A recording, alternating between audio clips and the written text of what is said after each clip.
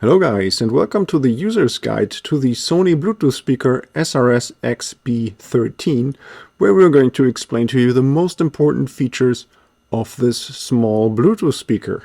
Now, in case you're looking for more detailed information about certain topics about the speaker, then I suggest you check out the videos linked to here in the upper right corner, where we have more detailed information about, for example, how to pair this to a specific phone or how to charge the battery.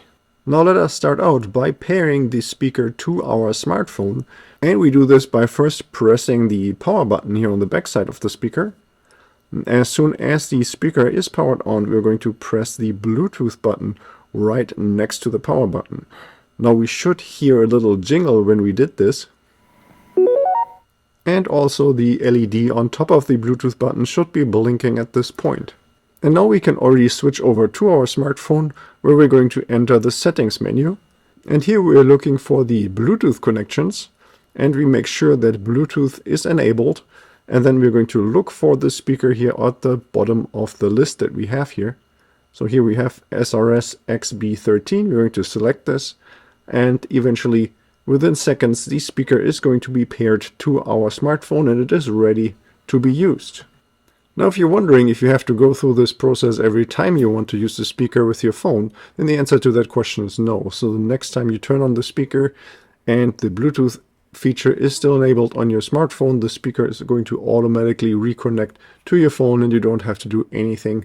It's going to be ready right away. Also, if you're wondering, some Bluetooth speakers allow two devices to be connected to the speaker at the same time. But unfortunately for this model, that's not the case. Here we can only connect one device to the speaker at a time. Now, once we start streaming music to our speaker, we can control the playback with the buttons on the side of the speaker as well. So for once, there is the plus and minus button to control the volume. So plus, of course, volume goes up, and minus, the volume goes down. And then we have here the play and pause button. And when we press this button once, we are going to pause the audio playback, and if we press it once again, it's going to resume. Now, if we press this button twice quickly, then we are going to skip to the next track. And if we press the buttons 3 times very quickly, then we're going to go back to the beginning of the current track, or we're going to go to the previous track. As an additional feature, we can use this speaker to make phone calls as well. And in case there is an incoming phone call, then all you have to do is press the play and pause button in order to accept the call. And in order to adjust the volume during the phone call, we just use the plus and minus button, just like we do when we're playing music. Now, in order to end the phone call, all we have to do is press the pause and play button one more time. And then the play pause button has one more feature to offer, and that is voice assistance. So if you're going to press and hold the play pause button for more than 3 seconds, then your voice assist from your phone is going to activate and you can directly talk to it through your speaker. In case we're not using the speaker for more than 15 minutes, then it is going to activate the auto standby function in order to save battery. By default, this feature is enabled, but in case you do want to turn it off, then I have an additional video here in the upper right corner explaining how to turn off auto standby. Now, the total playtime of the speaker highly depends on how loud you're playing back your music. It can easily last for 16 hours, but if you're playing at maximum volume, it can go all the way down to 5 hours. In order to check the battery percentage, we can either use our smartphone, where most smartphones today are able to show the battery percentage of Bluetooth devices. And also the charge LED here in the lower left corner is going to slowly start pulsating when the battery percentage drops below 20%.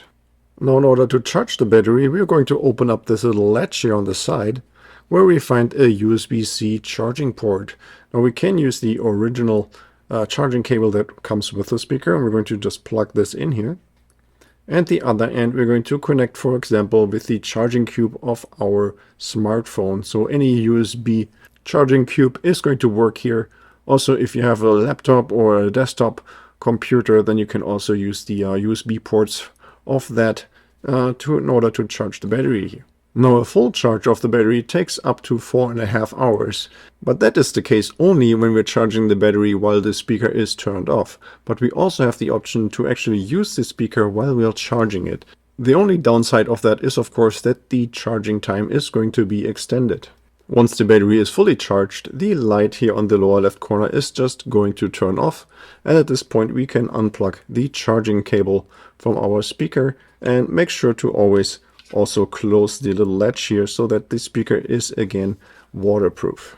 Okay, so this was already it for this video. I hope you found the information helpful, and if you have any more questions or comments, then please leave a message below.